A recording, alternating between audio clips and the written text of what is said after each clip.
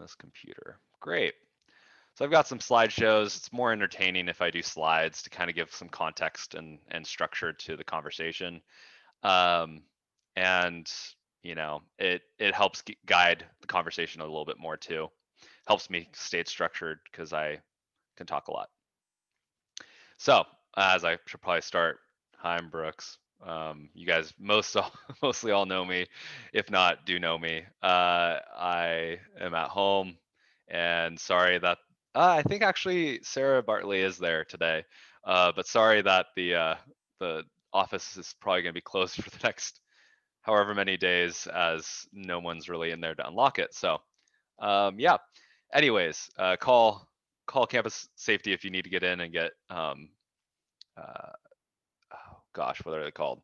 The Scantrons. That's what they're called. Anyways, this is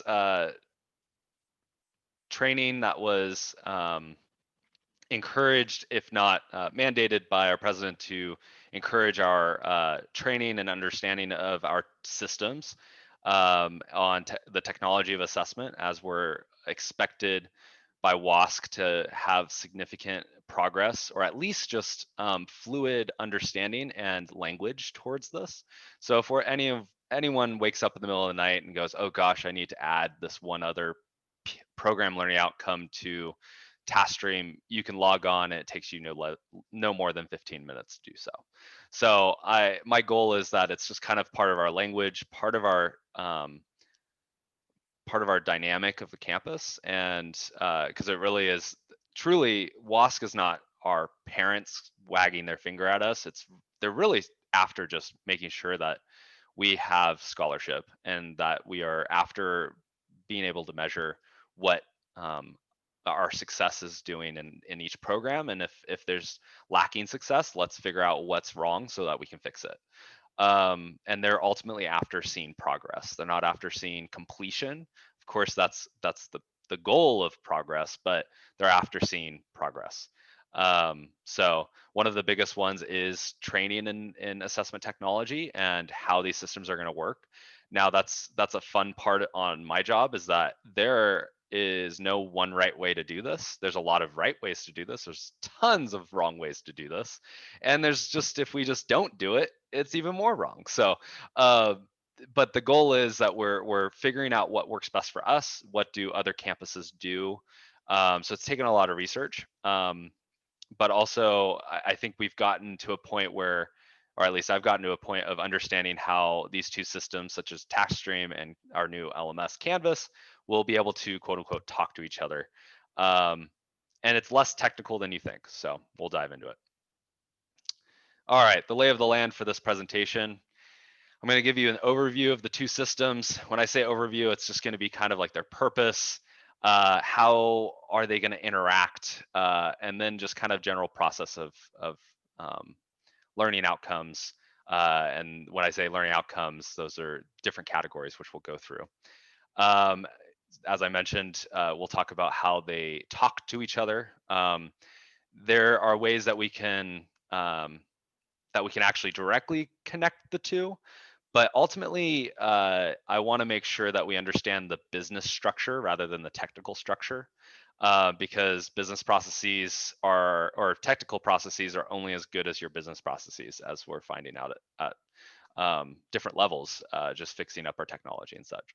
So also the general process of an assessment cycle. That's something that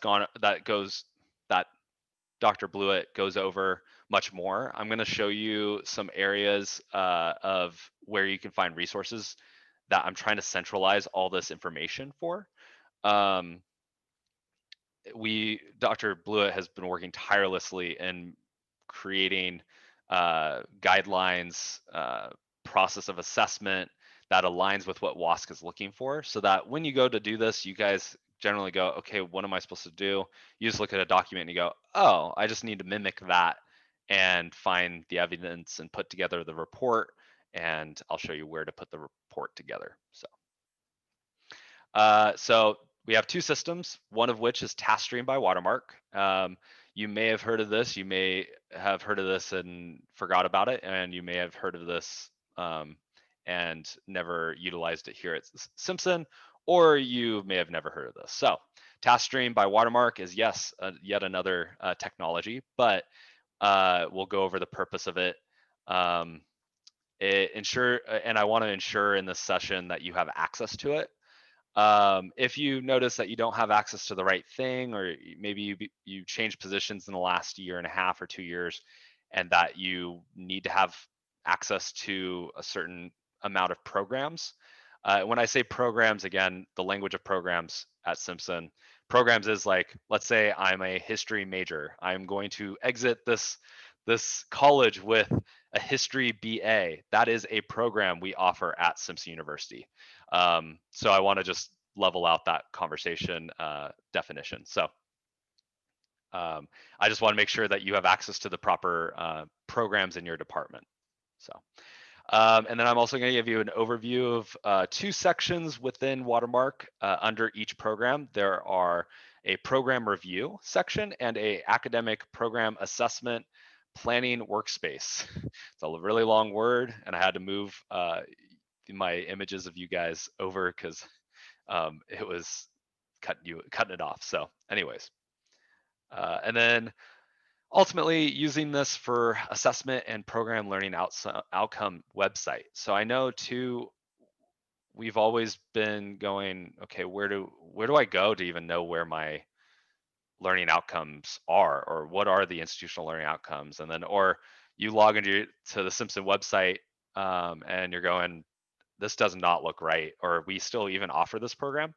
I'm going to ultimately talk about what process we're going towards, because we have 3 places of where our learning outcomes have lived or are living, or I'm trying to centralize it.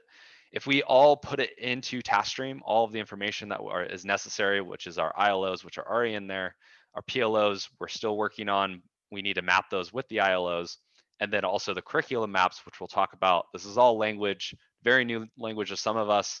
I'll explain it briefly. But if we store that all within Taskmark or TaskStream by Watermark, we're able to create a website from that, which a lot of schools that do utilize TaskStream are utilize this feature. So if we update something like a program assessment cycle or anything within TaskStream, it updates our quote unquote website or centralized location that is outward facing for the public. My goal with that is that we get that going, and a lot of schools remove the many layers of embedded code in their actual website. They just remove it all and they put a link or a button that says go to assessment website or go to assessment link, and it will take them to this TaskStream website. So it shows all of our progress. So it centralizes it all. And then really all you need to know is go to TaskStream or go to this part of the website, and they're going to be synced. And that's the issue, is that in the past we've had Google site that the previous provost created. That was upkept by Jennifer, and there's a lot of good information in there. I'm hoping that I can migrate that over one by one, which is going to take a lot of time, but it will at least centralize it all into TaskStream. So I kind of got off a little bit there, but ultimately that's kind of the goal, is program learning outcome website and assessment. I'll probably answer later on in TaskStream, where can I find that now? We'll talk about that in a bit. And then Canvas outcomes. So TaskStream is one website, and then Canvas, of course, is our LMS. The Canvas has a feature called Outcomes, which links to rubrics. This is something that's still in development, but coming very soon. So I'm meeting with Canvas about this in the next week or so. I just want to make sure that we are doing best practices so that it integrates well with our rubricing system, their automated reporting system, things like that. But we'll talk about how these 2 systems now talk. Anyways, real quick, just so that we're all on the same page, what are academic learning outcomes? So we have ILOs, which are institutional learning outcomes.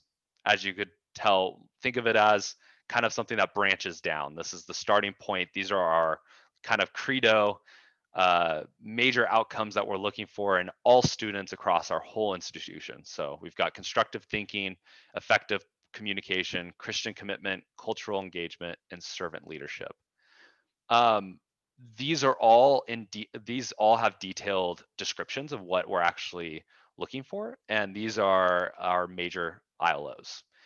This was a main focus from our previous administration, but WASC has really emphasized that they really want to see PLOs, program learning outcomes.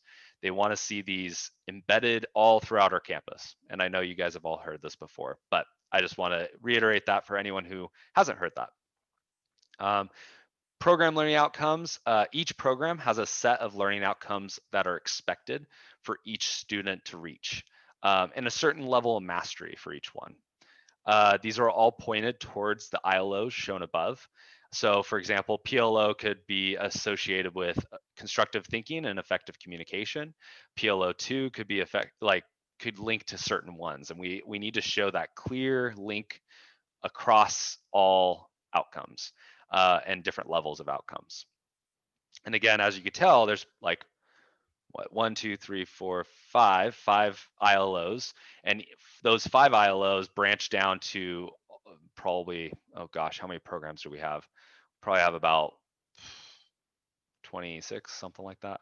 That's a total guess, but all of those 5 ILOs have to branch down to the blank number of PLOs that we have for each program, and then those PLOs all go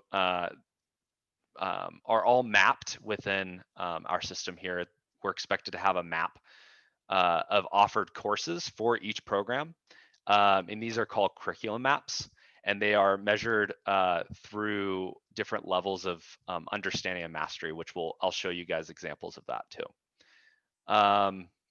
And then we also have course learning outcomes. So we have ILOs, PLOs, CLOs. CLOs are the things that are in the weeds. Those are the ones that are in our courses, of course. As you could tell, it's course learning outcomes. Those are what's embedded in our courses as clear development of cognition or cognitive thinking. One of those two, you know. English wasn't my major, so, but you get the gist. So CLOs are within, well, that was the end of that. CLOs are within our, usually it's within our LMS most vividly or clearly. Also, we've been having the discussion of having PLOs and CLOs shown through our LMS so that we can see a dynamic reporting. We're still working on this, and that's the point of me meeting with Canvas of asking, hey, how do other campuses do that?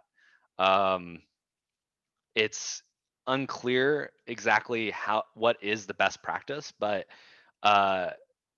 that's generally what we're trying to seek after. So again, ILOs branch down to PLOs that are mapped with curriculum maps, and then within each curriculum map, you have CLOs that are associated with each cognitive level of understanding. So sounds very heady knowledge. Honestly, it's just this general structure. So bear with me. All right, purpose of each system. So we have task stream by watermark.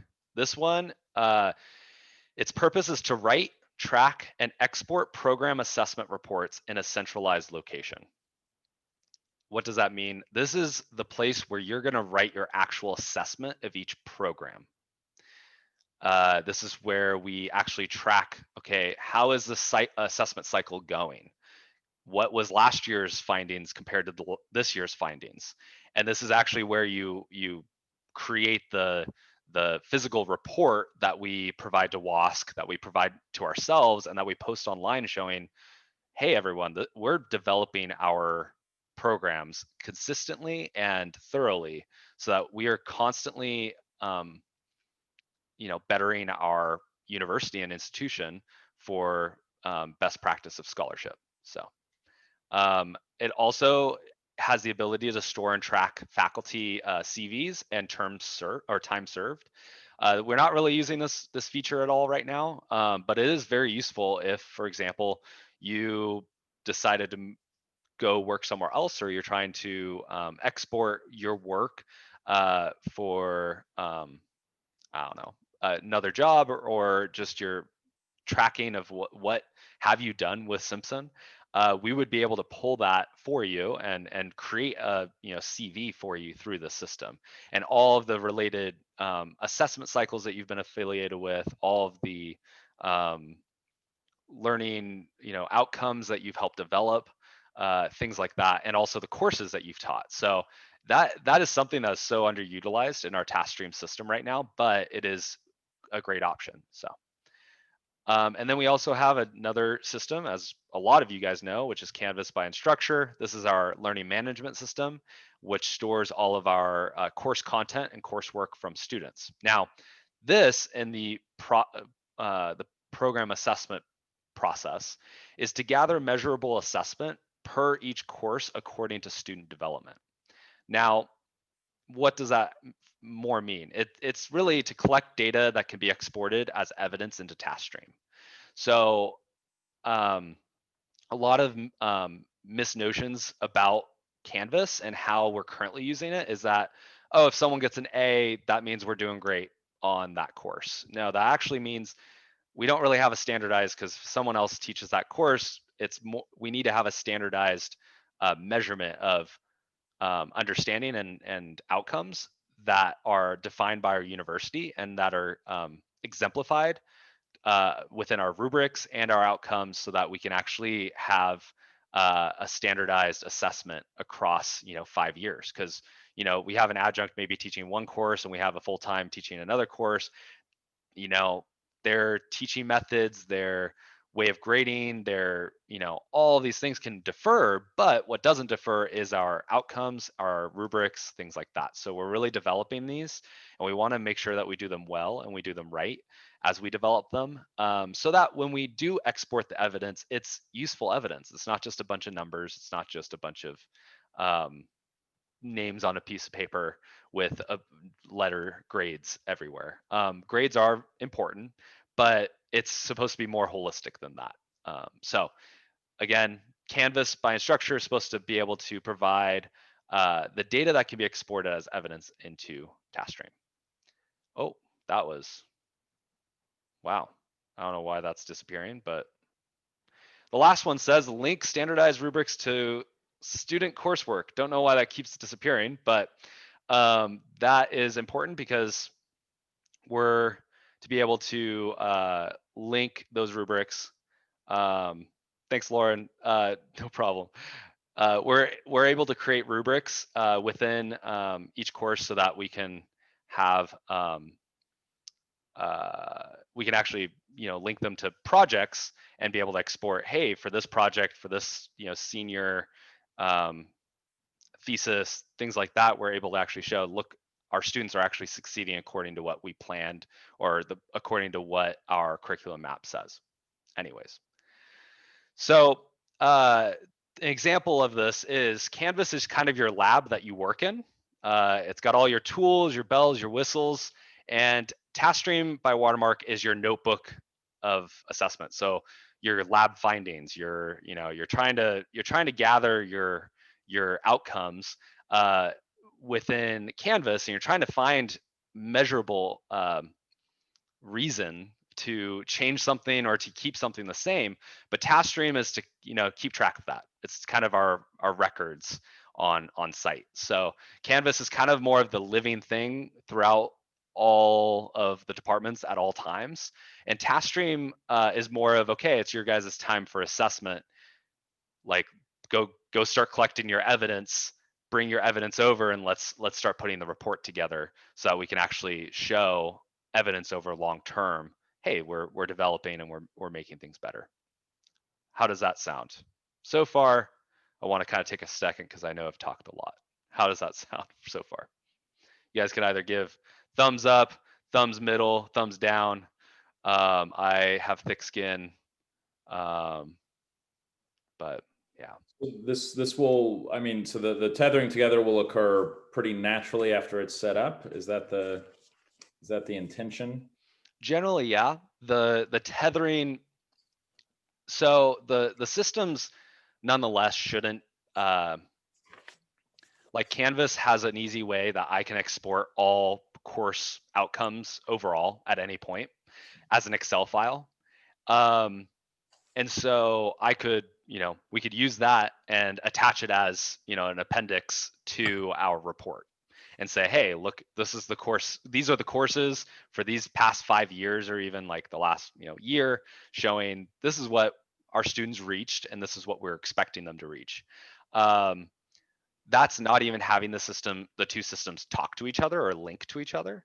Um, there are features that I'm working on and trying to understand, because there's very little documentation for it, that we could actually export certain, uh, you know, course work from students to actually export as, anonymous coursework to show, hey, yeah, see, this is an example of an exemplary, uh, coursework that we're looking for. And 3 years ago we didn't have this, so look, I think we're developing a good, um, program, uh, workflow. Does that help kind of explain? Yeah, just how that'll all, okay. And Yeah, the end goal is kind of the thing that's still, still gray. Yep. Totally. I think that's kind of that's it's a I look at that as an opportunity, because it's not too, um, set in stone. But yeah, Wendy, you raised your hand. Yes, thank you. Yeah. So with in regards to rubrics in Canvas, um, what is the plan there? Are we going to have Canvas do a training, or, because it would be nice to get faculty and adjuncts all on the same page, or as Yeah. much as possible, to do that, because rubrics are essential in this process. Right, right. So that's something that I am trying to still work with John and with Patrick and with Canvas themselves. Um, yes, rubrics are highly important. And ultimately, I'll show you some examples at the end here. We had, as since you're in assessment committee too, Wendy, I don't know if you saw the examples that, Patrick sent us all on from other schools of example rubrics, or, uh, information for their faculty. If they're going, oh, how do I make this? They can go to their own website and go, oh, like it's all public information. Especially for Point Loma. Point Loma's got like 3 different pages of like, hey, if you're in the science department, these are 3 different rubrics for that align with our learning outcomes that are in general for the science department. These are examples of rubrics. Match these and you'll be good. Um, but still gives that freedom of like, well, I'm teaching a math class. I don't really need to show, you know, blank, because of, I don't really run over that outcome in our, so it gives the freedom, but I'm at least, mimicking that rubric. So we have a long ways to go on that, but we at least have an idea. We need to start making rubrics. We need to start utilizing what is the best practice. Um, and my goal is to have Canvas train that. They're taking, oddly, they're trying to get the person that is specialized in rubrics, and I guess they've been busy and or out of commission. So I emailed them again today and they still said, yeah, we're still trying to figure out times that work with them and for you those days. So I'm trying to get a general idea so that I can meet with them and go, hey, great, this is what we should do for our learning outcome rubrics, but then how do we utilize just normal rubrics? Could we have a training session on that? So then we can kind of show, yeah, see, this is overall, excuse me, this is overall best practice. So does that help answer your question? To be honest, rubrics are probably going to be the most complicated, because one, we have to have a standardized, format for everybody, and for every single department we need to have a specified standard format, whether if it's for writing a paper, for taking a test, for things like that. So that's a lot of detailed information, and also it varies. So it's not like we could just like give a general cookie cutter idea that I think Patrick started working on, but we're gonna have to really develop it and saturate our whole campus on. And before we can actually start making the physical rubrics, we can start playing around with it so that we could tweak it.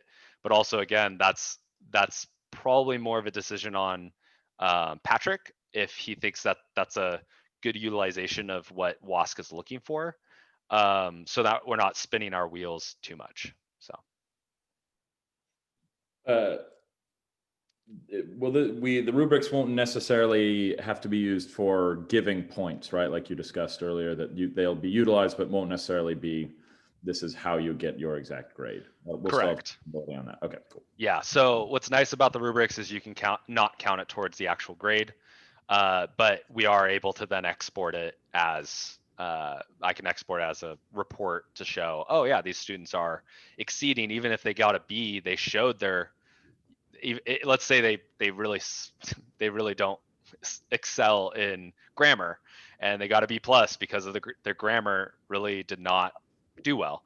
But they did show in that specific PLO and CLO that they are meeting expectations for that, then they would get a different outcome compared to their actual letter grade. So As far as rubric, then I think I'm clear on this, but I just want to make sure. So each department, like the School of Ed, we develop our rubrics, correct? Okay. So that's to my understanding that is there, like our liaison such as Patrick would give us the general guidelines of how to create rubrics. Then you guys would spend assessment time on creating those rubrics, and then we would ensure that they would align with what WASC is looking for according to what, because they give us guidelines on how to create rubrics, but they don't give examples because it's kind of just up to our university to interpret that, which is a little frustrating to me because I'm very applicable, not theoretical. So yeah, does that help? Yep. In the documents that were shared by Pat, those, I thought I looked through them. Did they have rubrics, samples of rubrics in there? A lot of anything I've been able to look for, they don't have samples. There's really no university. I could ask, maybe I could reach out to fellow universities and see, hey, do you guys have samples of rubrics?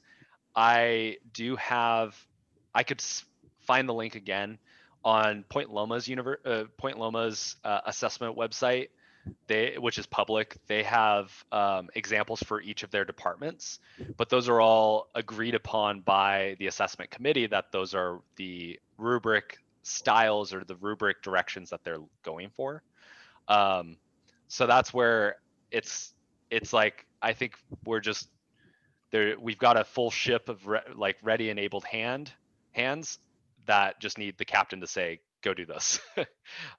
So I think Patrick is working on that. I think that should be also a discussion in the next assessment committee meeting. So cool.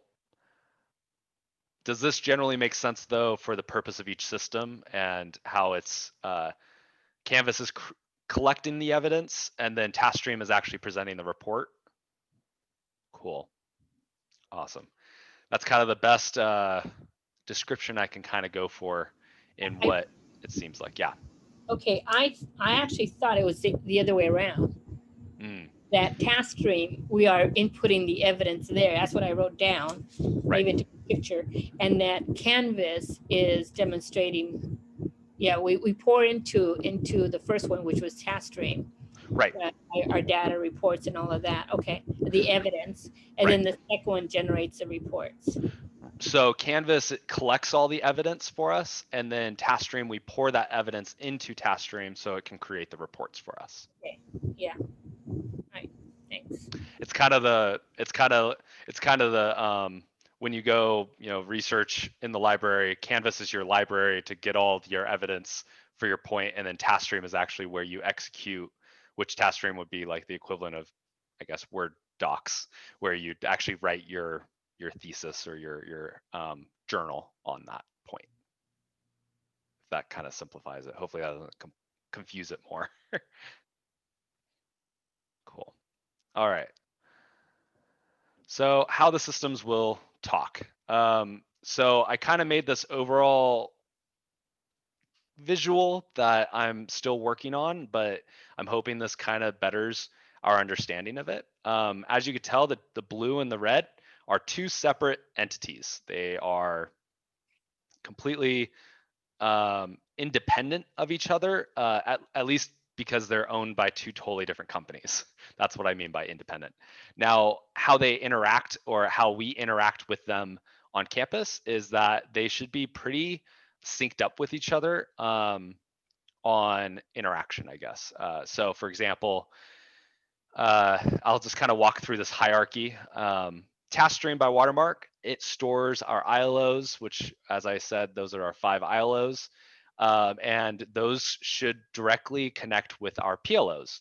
Now, these PLOs, as I say below that, that's passive. It's just something that we need to make sure that our PLOs are in that system so that we show clear mapping of expectations with our ILOs, PLOs, and then essentially too, our curriculum maps. Now, our curriculum maps, oh, that is, our curriculum maps, I'll show you an example of that, but it shows on this list here all of the courses. And then on the top here on our rows, you've got courses. On the columns, you have each program learning outcome expectation. And then of course, in each of these columns, you see green, blue, or black. We'll be able to blow that up in a second when I show you an example on TaskStream. These are curriculum maps to show what level of cognitive understanding that they should reach. So I is the green, and it's very little right now. I'll show you again.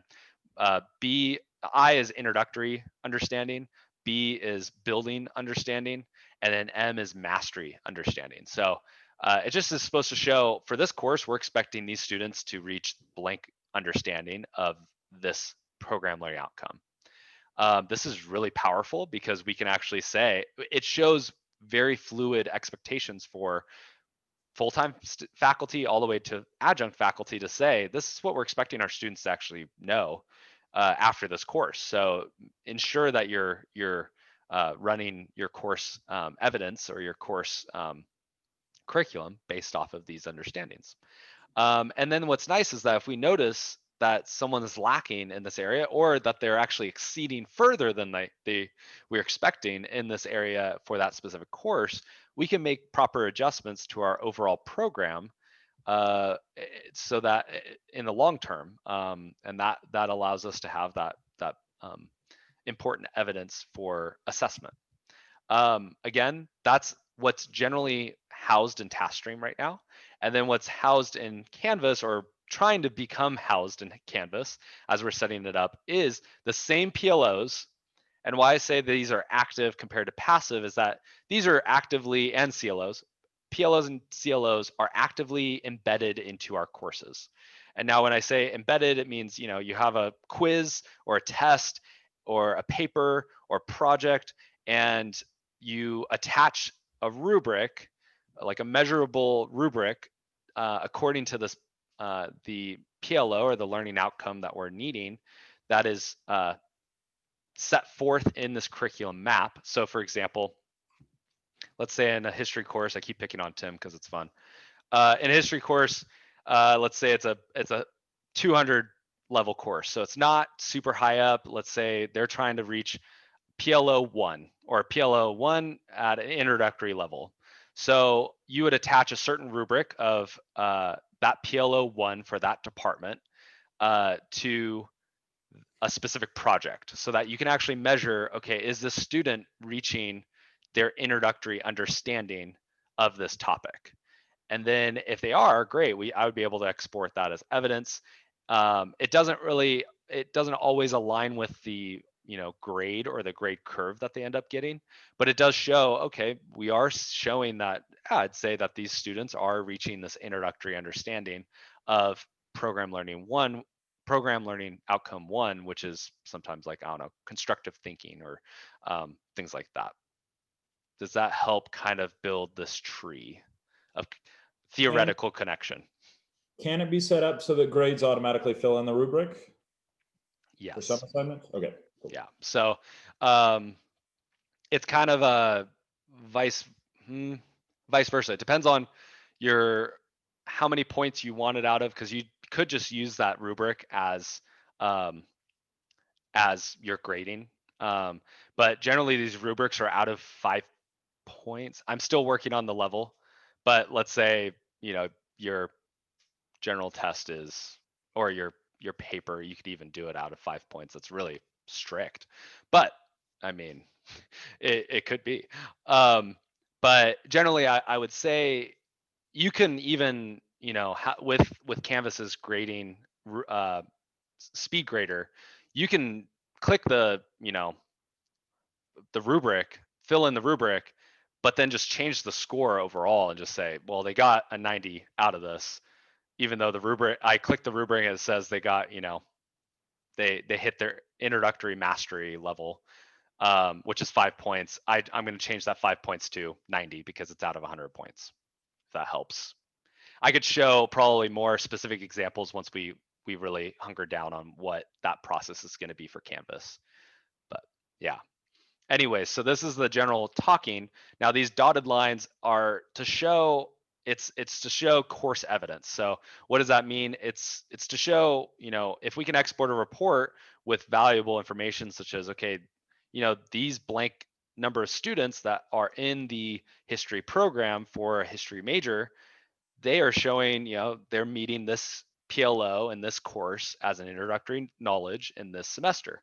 Great. And then the next semester, great, they're hitting building understanding and so on.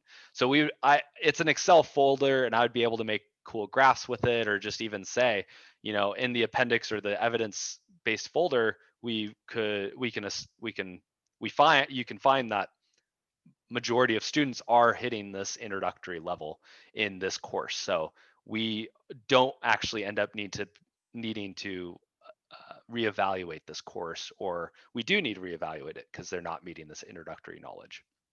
So, and that's the importance of this, is that we can actually have a holistic conversation and assessment of, okay, do we need to, what do we need to evaluate then? Do we need to evaluate how the assessment is being administered, or do we need to evaluate who's teaching that course? Those are the questions that WASC wants us to be asking. Now that's the decision and execution of that is to be decided upon our provost. So it at least gives him a holistic picture of, well, no, they're doing a great job. Maybe we just need to change up how this course is structured, or the assessments that need to happen within it. So then it shows more valuable information long term. So again, this is we're still in development in a lot of this, but I feel like we've grown a lot in how these two systems will talk and moving forward. And actually Canvas is a lot easier in exporting these outcomes than it was with Moodle. So I feel more confident that we can actually have these two systems talk, and for us to develop CLOs and PLOs a lot better. All right, task stream by watermark. As I mentioned, it stores our institutional learning outcomes, ILOs, stores and links the program learning outcomes, PLOs, to ILOs. So it links those two, it shows an alignment, and I'll show you an example of that. And it also maps the IBM development mapping in curriculum mapping. And when I say IBM, I don't mean the company, I mean the introductory, building, and mastery development model that WASC is really looking for in how we develop our cognitive understanding across our programs. It also houses the assessment cycle reporting and the evidence found within that reporting. So it doesn't generate the evidence, it stores the evidence and helps us create those reports easily. It also stores faculty CV information, like I mentioned before. So let's talk about the TaskStream homepage. So you have two major areas when you log in, and I'll show you an example of this in right after this slide. Assigned workspaces. That's where you'll notice, let's say you're in the history department, you'll notice that you'll have, like for Tim, I think his workspaces that show up are political science and history. Those are the two programs that show up. And for each of those programs, you should notice that there are academic program assessment and planning workspace option. which is an overview and reporting for each assessment cycle. And also a program review, which is, I think, more of a holistic, okay, who's teaching this? What are the faculty credentials? Like every single little minute thing that you can think of for that program has a space to be entered in the program review section. So it's an overview of the program, department, and structure for that program. Let's check it out. So I think I have it still pulled up, and I think I'm still logged in. If not, oh, I'm not even logged in. Great. So this is the website that you can go to log in. The website is login.taskstream.com/sign-on/. I'll go ahead and copy that. And I'm going to post that in the chat so that you guys have access to it. Now, I just highly recommend saving it as a bookmark to your computer, just so it's easy for you to access later on. You should have received a username as provided, and then it should have taken you through setting up your password. Now, if you haven't done that, I think Elena, who's in this chat, I don't think I've set one up for you. So I'll have to go ahead and set one up and get your account running for it. So, and I'll assign you the School of Ed. So yeah, awesome. But until then, I'll just go ahead and hit sign in. Now mine is of course going to show a little different just because it is an admin account, but it's quite beneficial. So for everyone. So of course, my specific departments that are assigned to me are Institutional Research and Assessment and Strategic Planning Committee. These are where you're going to see your specific departments that are assigned to you. Now, if you notice, okay, I'm like Mark, you are in student development. If student development isn't assigned to you, please let me know. I'll be able to assign that to you, because every single instructional and non-instructional department should exist in here, such as IT, such as history, such as kinesiology I had to add recently, things like that. All departments, admissions, every department should live in here, because ultimately, long term, we should, once we develop our program learning outcomes and we have a strong instructional development, WASC will start looking for, hey, how's your non-instructional assessment going? Are you making sure that your departments are running smoothly? To actually do surveys on campus of how can we make them better, things like that. But to actually show an instructional site, I'm going to pick on history, because John and Tim have been utilizing that a bit more lately, because John's been learning it, and I'm sure Tim's been maybe clicking on it a few things. But anyway, so you'll notice I added a couple of things to some of the naming schemes. Like for example, their actual, like, is it a BA? Is it a BS? It helps kind of distinguish, it is the program, it's the major. And when I say program and major, it's the same thing, which I think is just to clear up our confusion, because it's not just the Department of History, it's history, the program itself. So thanks, Wendy. Have a good one. I'll see you soon. I'm gonna try to wrap this up too, because I know we're pushing on an hour. So just to give you an example, I mentioned the academic program assessment and planning workspace, and also the program review. Let's mainly focus on the academic program assessment and planning workspace. So this one is where the assessment cycles live, and it will pull up this page such as the standing requirements and then also each assessment cycle in the past. Now, this is something to be clarified. Not all programs are to be assessed every assessment cycle. There are chosen programs that are distinguished by our liaison every year, that, or at least for the next 5 years, of who's going to be assessed those years. So some of these might not have any information in them for you, but I know history will have an assessment cycle for this, because we're starting one, I think, for 2020, 2021. But anyways, let's go ahead and just look at these top 3 things right here, because we need to talk about, these are the kind of the most important I need you guys to do maybe in the next 2 weeks. Brooks, can I ask real quick? So just Sure. a small issue we had. We are getting, of course, history reviewed, but will programs within departments be reviewed, but not all programs. So like, will Correct. political science be reviewed with history, or is it just history for this upcoming year? Just history. If you can get it's and that's why I wanted to clarify. It's not the department that gets reviewed. It's just Okay. purely that program. Okay, thank Yeah. you. Yep. So yeah, let's talk about mission statement. Now, mission statement, of course, should align with our institutional mission statement. This is something decided upon by the department. So if you don't know it, don't worry about putting it in. Let's have a discussion and contact John about that, about how we can get that in. But these are the most important ones. You've got your outcomes, which, as you could tell, there are 5 outcomes entered in right now. You've got your outcome 1, 2, 3, 4, and 5.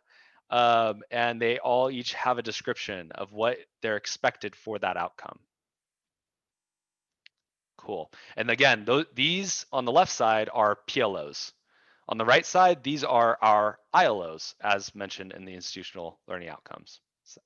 And what's nice is you can click on each one and even see what is the description for each of these ILOs.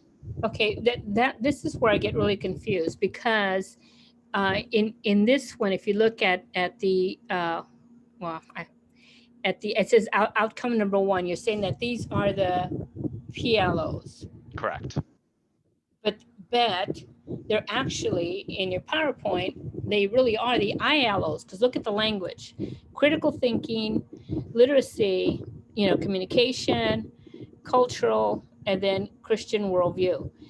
Yeah, so Isn't that just because the history professor just took the easy way out and copied? Correct. That But- is correct. but- but We they're- don't but align they're- our ILOs with the ILOs, yeah. okay, but this is where I do get confused, because and I think and I had looked at the links under the assessment link, and I looked at nursing, and her ILOs and PLOs aligned with how the examples that you had, or what you had in there, but ours in history did not at all. Sure. It are our PLOs were exactly this. Right. But the way Misty had hers were extremely detailed. Yep. And there were the program, learning outcomes. And that's the issue that we're at right now, is that a lot, when Jennifer was setting this up, sometimes when they were missing, I'm pretty sure she probably just copied the PL or the ILOs into those. Yes. Well, Okay. a few years back, the focus was on institutional learning outcomes, and it wasn't until recent WASC involvement that we started trying to focus on program learning outcomes as the priority. And so I think what you're seeing is some holdover of people who just haven't really moved on beyond institutional learning outcomes as the primary focus. Okay, so on the left, those should be the PLOs. Correct. The more specific, detailed, under the ILO umbrella, but the more specific articulation of learning outcomes. Okay. Correct. All right. Yeah, so that left side should be our program learning outcomes for specifically the department that you're, or the program that you're Okay, so specifying. then I'm able to just to go in there and readjust this? Correct. All So right. in order to do that, you go ahead and hit checkout, Okay, and that allows you to edit anything. okay, And so you can edit, for example, this specific outcome. You can change the name of it, change the description of it, hit update, and then you can also adjust the mapping for it to a certain ILO. So you can create a new mapping. Usually this won't be here already. You'll hit create a new mapping. You'll go to this goals set for distributed to history BA, and then you'll have institutional learning outcomes, but yours will say your department or your program that you're. Yeah.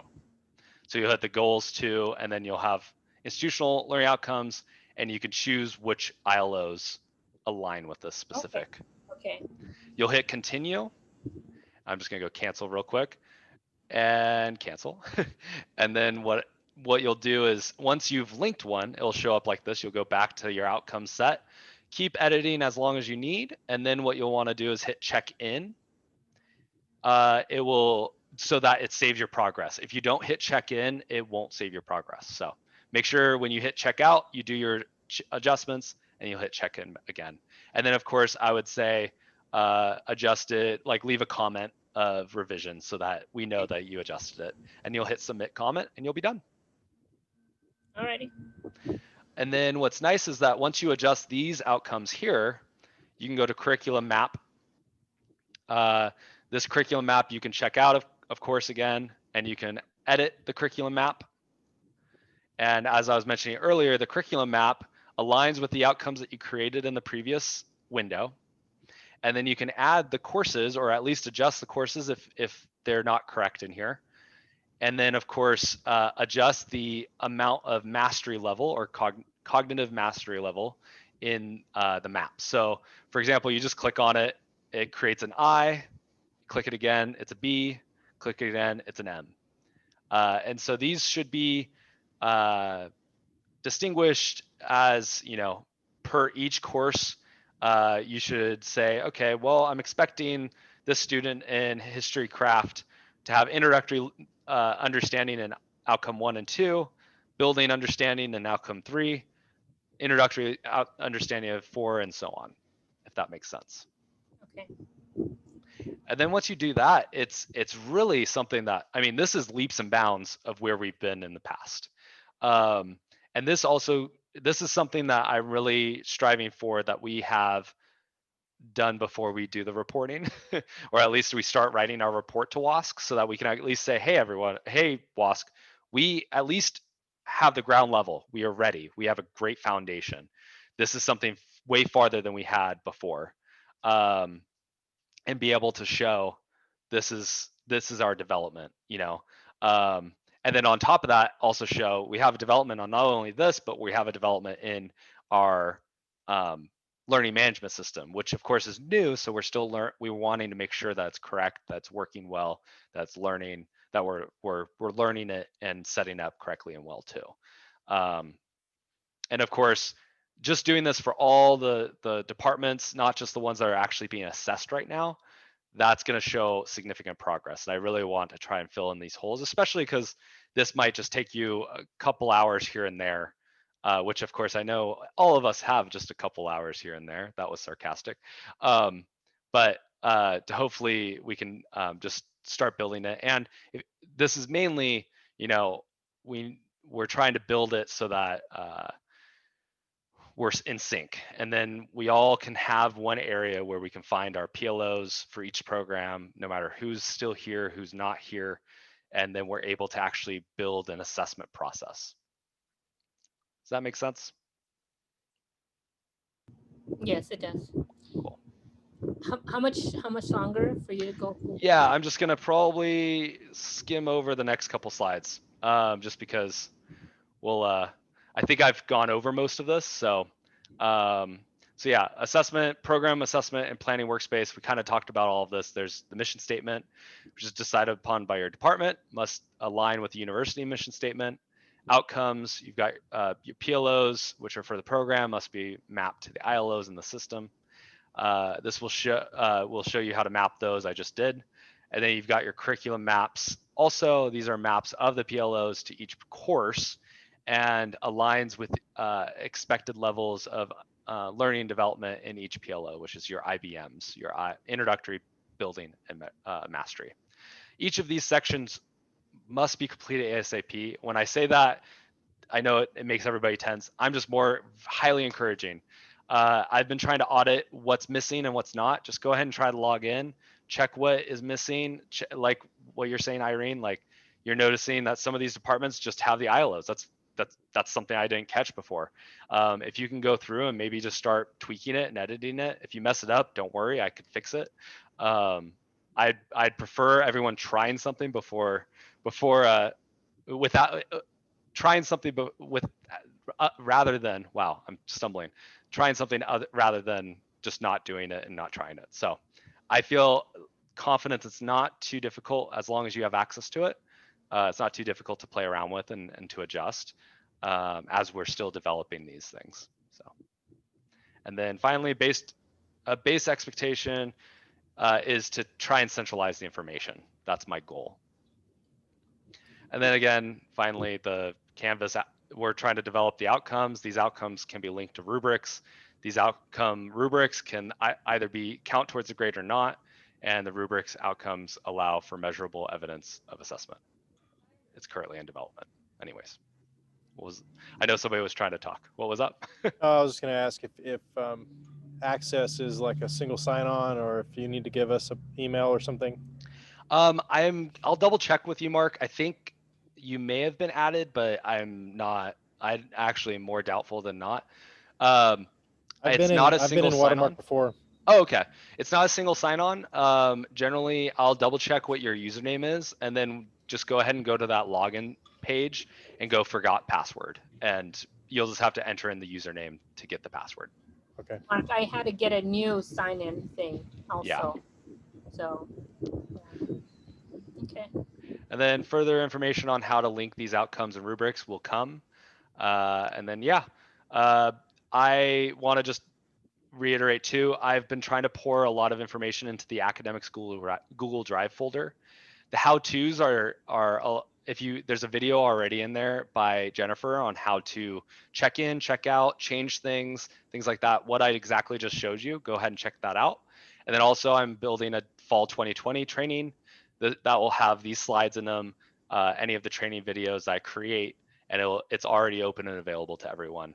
It's just within our academic drive on Google. So, and then also I am meeting with Canvas on best practices and outcomes, which is TBD. And if you have any questions about specific assessment guidelines and standards, go ahead and reach out to Patrick. He'll be able to provide those. And any other questions? Good job. Thanks. Sorry for going a little over. That's okay. That's all right. Elena, can we Zoom right now? Yeah, okay, I'm going to send you a Zoom invite right now. All right. Thank you, Brooks. Great. Thank you, guys. See you guys. Have a good one. Bye, everybody.